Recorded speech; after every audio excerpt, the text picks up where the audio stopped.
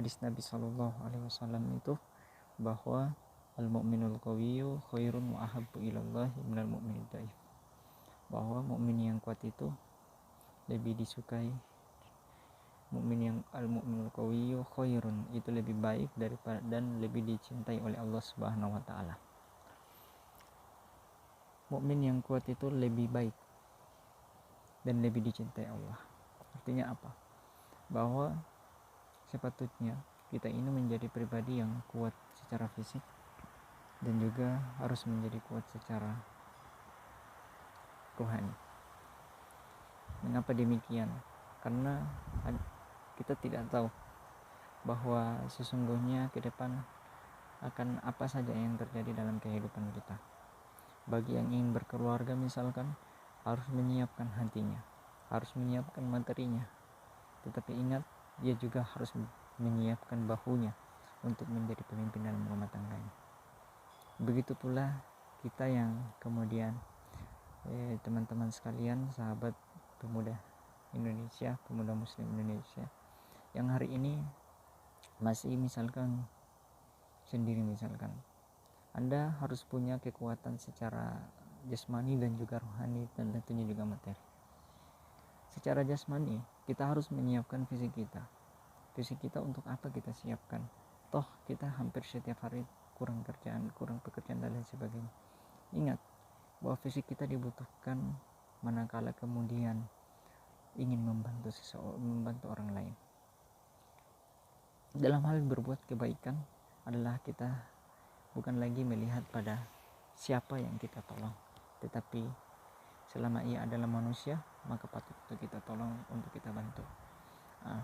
Kemudian selanjutnya bahwa yang juga perlu kita pahami bahwa mukmin yang dicintai Allah Subhanahu wa taala, yang baik dan juga dicintai oleh Allah Subhanahu wa taala, bukan hanya secara jasmani kekuatannya, tetapi rohani. Mengapa kekuatan rohani sangat dibutuhkan, dan bahkan jika ingin dipresentasikan, maka dia menempati kurang lebih 60% dari kehidupan kita sepatutnya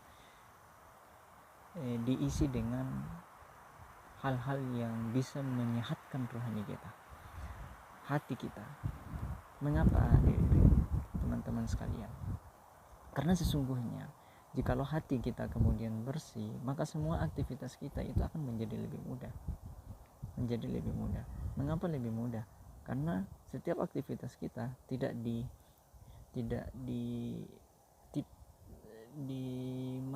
dirasuki oleh hal-hal yang kemudian bisa merusak niat kita, bisa merusak ibadah kita. Tidak lagi. Kenapa? Karena hati kita sudah bersih. Bukankah Allah Subhanahu wa taala juga menyebutkan di dalam Al-Qur'an, qad aflaha man zakkaha wa qad khaba man dassaha? Apa yang dimaksud oleh ayat itu? Bahwa barang siapa yang membersihkannya dan yang akan mendapatkan kemuliaan atau mendapatkan kemenangan, kebaikan dan lain sebagainya. Maka qad khaba man dassaha, dan celakalah orang yang mengotorinya. Karena sesungguhnya letak kebaikan seseorang itu tergantung pada isi hatinya. Rasulullah SAW itu di dalam hadisnya pernah Rasulullah SAW bersabda bahwa innallaha la yanzuru ila ajsamikum wala ila suwarikum walakin yanzuru ila qulubikum wa amalikum. Yang Allah lihat itu adalah tidak melihat pada fisik kita, jasmani kita, tidak pula pada rohani kita, tetapi yang Allah lihat itu adalah hati kita dan amal yang kita lakukan.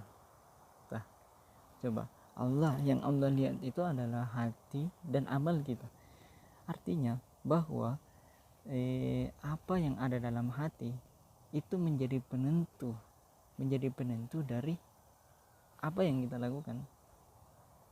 Jadi dapat pahalanya kita atau tidaknya itu tergantung hati kita. Apakah kemudian betul-betul ikhlas karena Allah Subhanahu wa taala, atau ada hal-hal tertentu yang mengganjal sampai kemudian amalan itu tidak sampai kepada Allah Subhanahu wa taala. Tentunya sahabat sekalian, pemuda yang muslim Indonesia hari ini mungkin dalam hatinya berkeinginan untuk masuk surga. Toh kalau kita ingin masuk surga, maka amalan yang kita lakukan harus berdasarkan keikhlasan kepada Allah Subhanahu wa taala.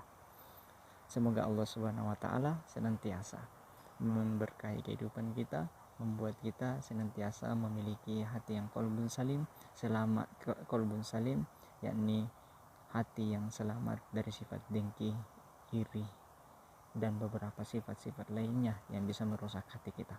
Sekian, assalamualaikum warahmatullahi wabarakatuh.